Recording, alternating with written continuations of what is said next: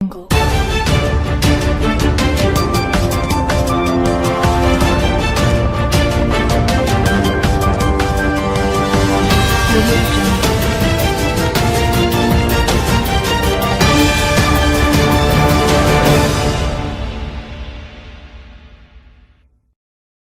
आप भी बचना चाहते हैं डिजिटल अरेस्ट से तो इस खबर को जरूर देखें।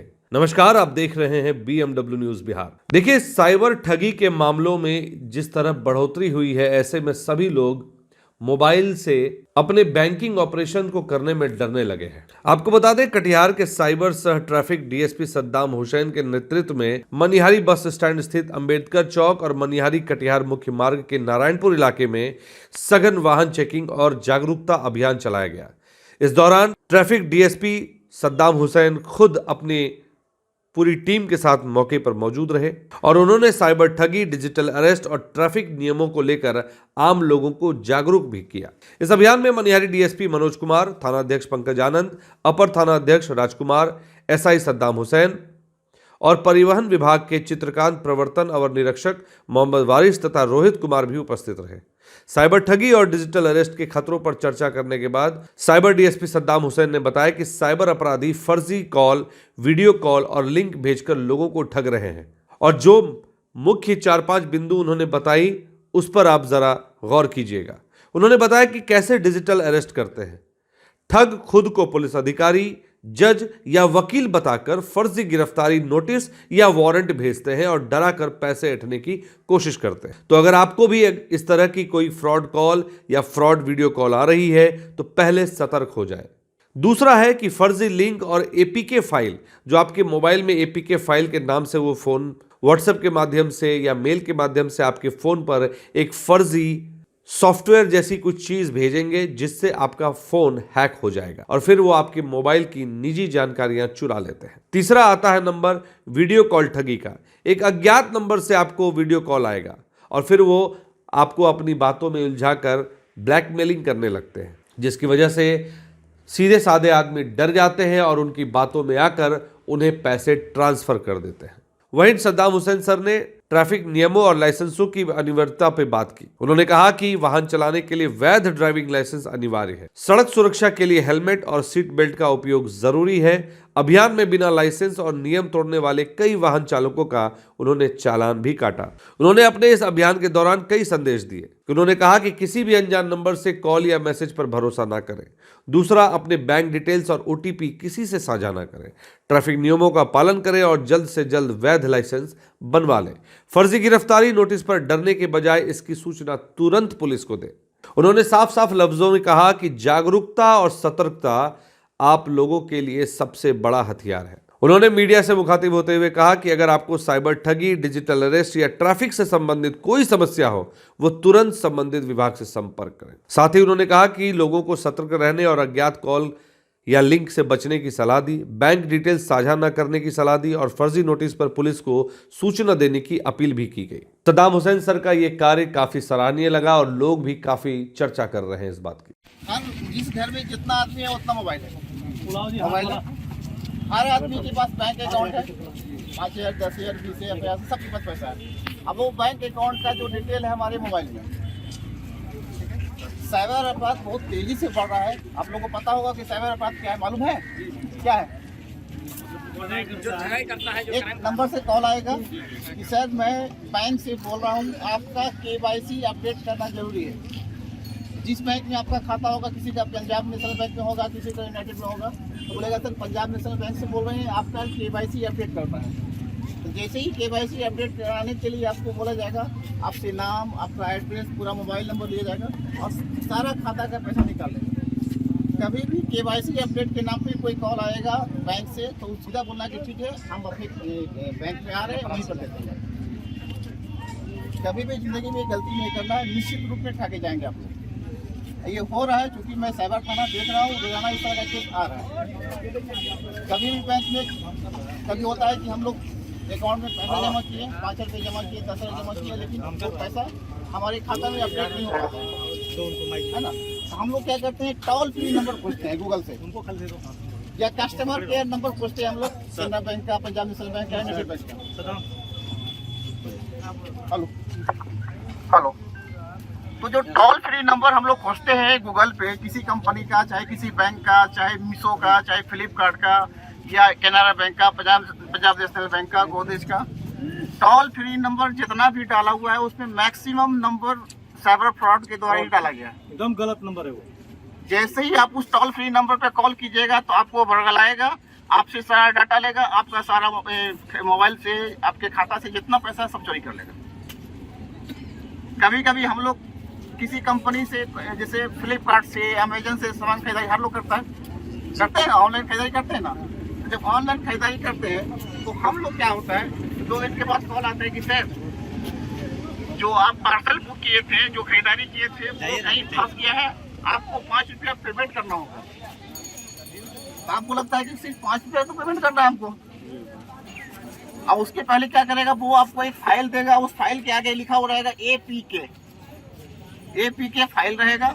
उसको बोलेगा इसको आप क्लिक कर दीजिए, 5 रुपया पेमेंट कर दीजिए, आपका जो पैसा, जो कोरियर आपका है या जो सामान आप खरीदे हैं जो फंसा हुआ है वो आपको वापस लौट जाएगा। APK फाइल का मतलब ये हुआ कि मोबाइल आपके हाथ में है लेकिन सब बैठ के देख रहा है वो, चाहे वो अमेरिका में बैठ के देख ले, या जामताड़ा में देख ले, या नवादा देख ले, या बरसालीगंज देख ले। ठीक है, जैसे ही APK फाइल आप क्लिक कीजिएगा आपका मोबाइल का सारा कंट्रोल उसके पास चला जाता है। जब मोबाइल का सारा कंट्रोल आप चला जाता है तो जैसे ही आप अपना अकाउंट का पिन नंबर डालते हैं, अकाउंट नंबर डालते हैं, अकाउंट डिटेल डालते हैं, वो सब बैठ के देखा होता है। आप तो सिर्फ 5 रुपया डाले उसके खाता में, लेकिन उसको सारी जानकारी मिल गई। अब वो क्या करेगा, आधे 1 घंटे के बाद आपके खाता से सारा पैसा निकाल होता है ना। इस तरह का कभी भी कोई कॉल आए तो आप समझ जाना है कि वो फ्रॉड है। कभी कभी किसी को कॉल आता है कि आपका बेटा जिस कॉलेज में पढ़ रहा है, जिस स्कूल में पढ़ रहा है, एक मर्डर केस में फंस गया है, एक रेप केस में फंस गया है, या ड्रग्स के केस में फंस गया। आता है कॉल, आता है ना। तो हम लोग उसको जेल भेज रहे हैं। अगर उसको छुड़वाना चाहते हैं तो मेरे वकील से बात कीजिए, वकील भी वही बैठा हुआ है। जो फ्रॉड कॉल कर रहा है वो भी वहीं पे बैठा हुआ, वकील भी वही बैठा हुआ, पुलिस वाला बन के वहीं बैठा हुआ है। अब फिर पीछे से आपके बेटे का जो आवाज है वैसे ही आवाज निकाल के पीछे से मशीन से आवाज पापा को जाने दिया, हमको मार रहा है लोग। तो आपको लगेगा कि मेरा बेटा ही है, तो बोलेगा ठीक है मेरे वकील से बात कीजिए, 1 लाख दे दीजिए, जितना आप दे सकते हो उतना आपसे लेगा। ठीक है, तो इसको बोलते हैं हम लोग डिजिटल अरेस्ट बोलते हैं। तो जब भी अगर कोई बोले कि आपका बेटा कुछ केस में फंस गया है तो ठीक है, हम अपने बेटे से पहले बात कर लेंगे, हम चेक कर लेंगे उसको, कोई दिक्कत नहीं है उसमें। देखिए कभी लोकल थाना में चले जाए, लोकल थाना से बात कर लेगा, लोकल थाना वहाँ के थाना से बात कर लेगा, सबका नंबर हम लोगों के पास है। सर जिसका फ्रॉड हो गया है मान लीजिए, उसका ही बताएंगे, बता देते हैं, बताएंगे, आखिर में बताएंगे जिसका हो गया। कई बार हम लोग के पास रात में सोए रहते हैं। रात में जब सोए हुए रहते हैं तो आमतौर पे आदमी रिलैक्स मोड में होता है, बदन पे कपड़े कम होते हैं, आदमी रिलैक्स करता है, आराम करता है। उस दौरान आपके पास एक अनजान नंबर से वीडियो कॉल आता है। आधे नींद में रहते हैं तो लगता है कि कोई जानने वाला आदमी होगा, अनजान आदमी कोई वीडियो कॉल तो करेगा नहीं। जैसे ही हम लोग उस कॉल को रिसीव करते हैं तो वहाँ से सामने कोई एक लड़की रहती है जो लगभग नंगी रहती है। 10 सेकंड 5 सेकंड तक जैसे ही आपको समझ में आएगा कि सामने वाला बंदा कौन है, तब तक वो फोन कट चुका होगा। और उसके बाद फिर सुबह में आपके पास कॉल आएगा कि हम जीमेल से बोल रहे हैं, यूट्यूब से बोल रहे हैं, हम दिल्ली पुलिस से बोल रहे हैं, क्राइम ब्रांच से बोल रहे हैं, आपका एक न्यूड फोटो है, न्यूड वीडियो वायरल हो रहा है, अगर इसको बंद करवाना चाहते हैं तो हमारे फला नंबर से बात कीजिए। अब फला नंबर भी वहीं पे बैठा हुआ है। जब आप उससे बात कीजिएगा तो बोलेगा 5,000 देंगे, 10,000 दो, 20,000 दो, 50,000 दो, जितना आप दे सकते हैं उतना आपसे कीजिएगा। इसलिए अनजान नंबर से कभी भी वीडियो कॉल आए रिसीव नहीं करना है, वो 100% फ्रॉड है। ध्यान रखना है चीज़ों को। कभी भी अनजान नंबर से कॉल आएगा, उसको वीडियो कॉल आएगा, उसको रिसीव नहीं करना है। कभी भी किसी नंबर को अपना, किसी भी मोबाइल कॉल करने वाले को अपना मोबाइल का OTP नहीं देना है।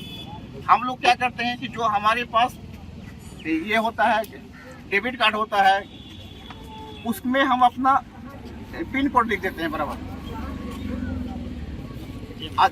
ATM होता है ना, ATM हम लोग क्या करते हैं कि अपना पिन लिख देते हैं।